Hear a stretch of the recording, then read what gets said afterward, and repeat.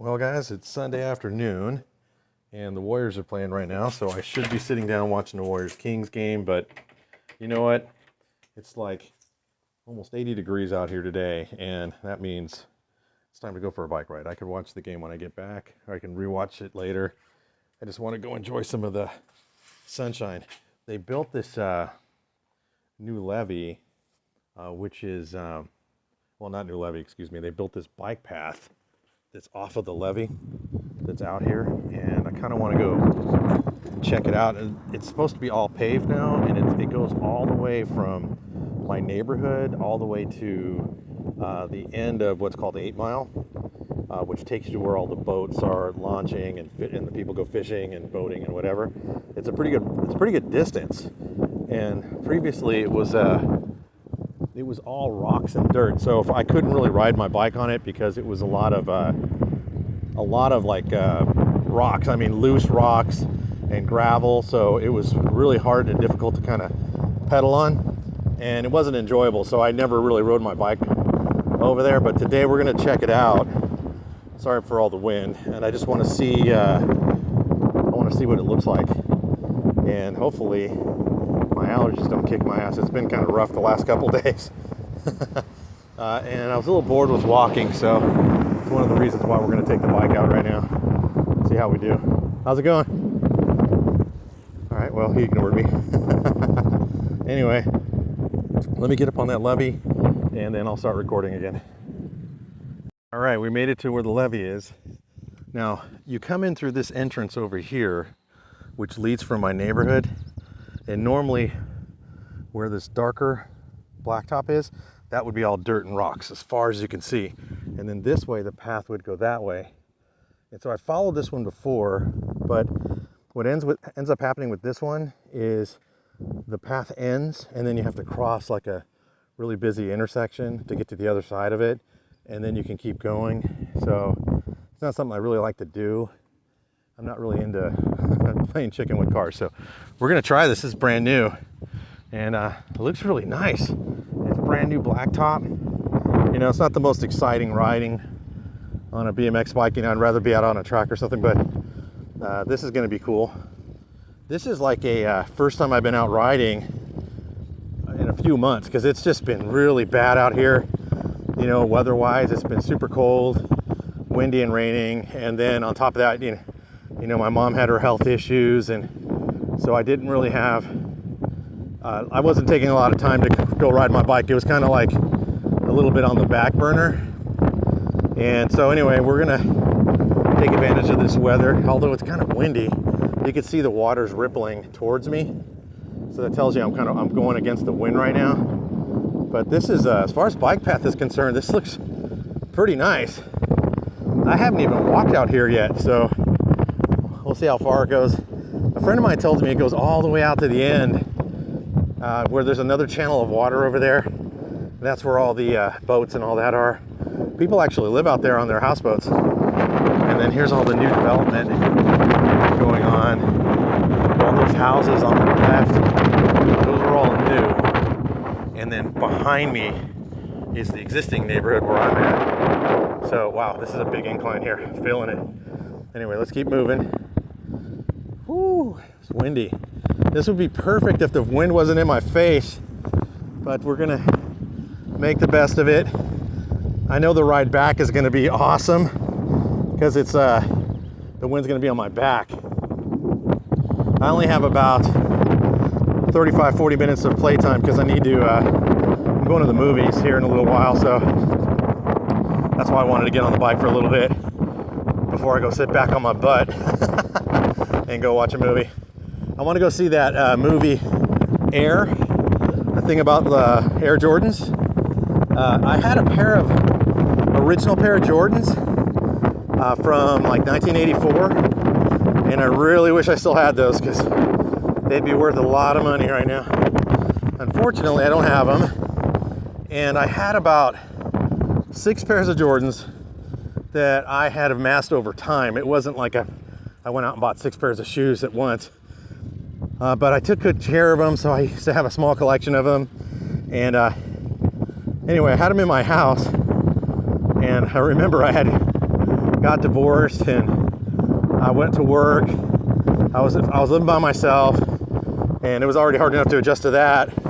And then I got a call on my work phone, and I remember looking down, and it said there was the police department. I'm like, what the hell, you know? No, scratch that. It was my house phone calling me. That's what it was. Yeah, my house phone was calling me in my office, and I'm like, I live by myself. Who the hell's calling me? You know?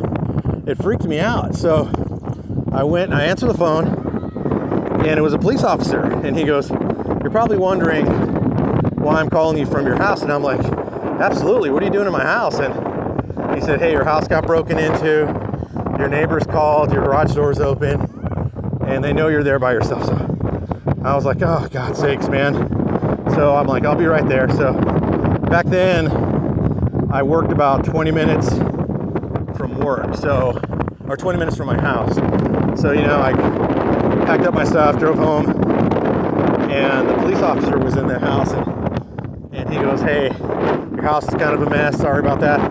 You know, they just, think about people that rob the houses. Like, you know, they're in a hurry, I'm assuming, so all my stuff was all over the floor, you know, and they took all my shoes, you know, all my Jordans, every single one, even the ones that were worn out. They just took everything, and anything that had to do with sports, like any football jerseys, basketball jerseys, you know, those were all gone. Everything was gone. So I was like, holy shit, you know, that sucks. And so I was like, okay, well, it is what it is, you know. And as far as my race bike's concerned, at the time, I had a GT box series that I had built up, and it was I built it from the frame up, and it was really nice build. You know, it was my current race bike, even though that bike was from like 99 or something like that. I built it up with modern components, and it was my race bike. Super light, super stiff. It was an awesome bike, actually. And believe it or not, they didn't take it. You know, it looked like it was probably just too much of a hassle to take it, so they just left it, which ended up being in my favor, because I was like, oh, right on. You know, they didn't take my race bike, but they took anything like watches and a lot of my clothes and some of the electronics, video game systems. They took my daughter's PlayStation. They took my laptop. You know, it was just stuff they can carry. And I was like, oh my gosh. So anyway, what ended up happening is I slowly replaced my things and whatnot, and I never did replace all the Jordans. I think I have like 2 pairs now, because they're so expensive, you know, and I love shoes, but I'm not the type of person that, you know, invests money in a lot of shoes. That's just not my thing, although I do love them. You know, I'm really into Nikes and Jordans and so forth. Anyway, moving forward, man, my house was good after that for several years. Nothing happened, and it was a funny thing happened along the way is that, oh look, a road biker's coming. How you doing? Oh, they're on a tandem. Wow, he's got his back against the wind, so he's hauling ass. Anyway, going forward. So a couple of years went by, everything was cool, you know. I replaced most of my things. And then, boom, house got broken into again. And this time I didn't know until I got home from work. And, man, I got in the house. I remember telling my daughter, I went and picked up my daughter, my oldest daughter. She lived in the Bay Area. It was a Friday. And I drove out to the Bay Area, picked her up and brought her back, which is like kind of like a 2-hour ordeal, you know. We didn't get home until like 7:30, almost 8 o'clock. And when we opened up the door leading from the garage, I noticed my hall light was on. And I knew immediately what happened. I go, I think our house got broken into. She goes, what do you mean, Dad? I go, I didn't leave those lights on. And then I saw the backing of a duffel bag. It was like it was like this plastic piece that went to the bottom of the duffel bag, and it was sitting on the floor in the hallway. And I go, I know I got robbed. You know, there's no question about it. And we came in the house, and they had everything packed up, and it was sitting in the family room on the floor. All the video games. You know, again, they took some of my clothes. and there was my race bike was sitting right there. And they used everything. They used my luggage, pillowcases, everything to just bag up my stuff. And somebody, thank goodness, this time around my neighbor, he called the police. And he said, someone's parked in front of this house. I know that car doesn't belong there. And they called the cops. The cops came, and those guys hightailed it out of there. You know, they just left. And they left everything, you know, right there on the floor. And the cops came and they were like, well, is anything missing? I go, no.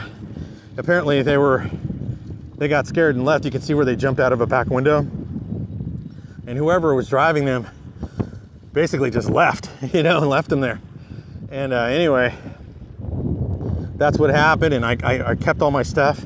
And that time around, I was like, okay, setting the alarm, doing all the stuff I'm supposed to do, because you really can't trust anything. We have cameras up now and all that good stuff. But man, I'm telling you, that was a horrible experience. And my neighbor, who's next to me, he has these cameras that film the only entrance and exit to our circle. So he's like, if anybody comes in, I know they don't belong here. And he's a retired guy, so he's always kind of keeping an eye out of what's going on or whatever. And thank goodness he was there and he called the cops, because this time they had my race bike, and I actually still had the GT at the time, and I was getting ready. I was actually selling that bike. I had it on eBay, and they almost had it. I was like, oh God, and ended up putting all the stuff back. And it wasn't until like a month later I realized they got my one and only Raider jersey that I had left. I was like, oh, they got my Raider jersey, so he must have threw it on and left with it, and so he didn't leave empty-handed. He got my jersey. And I was like, God dang it, but it is what it is. Since then, I have dogs now, and the cameras for the neighbors there, and all my camera's on, so there hasn't, and I work from home, so there hasn't been any more disturbances at all. It's been pretty much free and clear now. Whew, I'm gonna stand up because my tailbone's hurting. But anyway, we made it towards the end. There's the end of the levee. I'm gonna turn around because this wind is just kicking my butt. But it goes up over there. There's a pier over there. I think there's some restaurants over there, and you can launch your boats. And I drive my Fiero back here because there's a frontage road way out there where there's almost nobody out there. So I just drive the car to stretch its legs, come out over here, turn around and go back. So now I could literally walk or ride my bike over here now, which is nice, because if I've tried to ride my bike over here on 8 Mile, and it's a very narrow road, and it's really not meant for it's not safe for cyclists, especially on a BMX bike. You get up and you're moving side to side sometimes, and that's just not the business. Oh my gosh, this is so much better going back. Whew. It feels like there's absolutely no wind in my face now. That's crazy. Yeah, so anyway, I sold the GT on eBay. I put it on eBay a couple times, moving on to another story. I put the bike on eBay, and I was kind of torn about that because it was a custom build, and one of the only reasons I kind of wanted to sell it is like bring home friends, and even my cousin was encouraging me to get a more modern race bike. You should step up your game, get a more modern race bike. And I was like, okay, so I kind of took the bite on that, and I'm like, he's right, man. Maybe it's time for something new. Plus, I had that bike for several years, so I feel like I'm hauling ass now. Anyway, so I was like, okay, let's get rid of it. And so I sold it. It took a couple times, though. I put it on eBay, and it sat there on eBay. Ooh, check it out. We got some abandoned boats out there. That's pretty sick. It looks like a scene from Jaws. That would make really good pictures. I don't have time to take pictures right now, though, so let's just keep going. Anyway, the bike went on eBay a couple times, and I had some bites. People were asking about it. And then I got some advice from this one guy. He goes, you know what? He goes, I can't afford your bike. And I go, okay. He goes, but I'll give you some advice. And I go, what's that? He goes, list all the parts on your bike in your description instead of just putting it up there. Because people tend to look at the parts list on the bike. And I was like, well, you can see it. He goes, trust me, I've sold bikes. It works. I go, okay. So I relisted it, and I put all the description. I wrote down every part that was on it, and I was thinking to myself, I don't think this is going to make a difference, but holy shit, I got a bite like the same week, and somebody goes, yeah, I want it. But he wanted everything. He wanted my number plate, everything. And I'm like, okay. And he goes, okay, I need to make sure you're authentic. So I need you to take different photos of the bike and then send them to me. And I said, okay, no problem. Oh, check it out, another one. Wow, look at that boat's in total wreckage. That's a trip, look at that. Wow, I wonder what's causing this to happen. These people, maybe they just abandoned them. I don't know, that's weird. Anyway, let me get back to it. So I took the pictures, sent them to the guy, and he's like, oh yeah, this seems legit, I definitely want it. And I was still racing, so I said, hey man, do you mind if I keep the number plate? I'm gonna put it on the next race bike, And he goes, no, I want everything. And I'm like, oh, you jerk.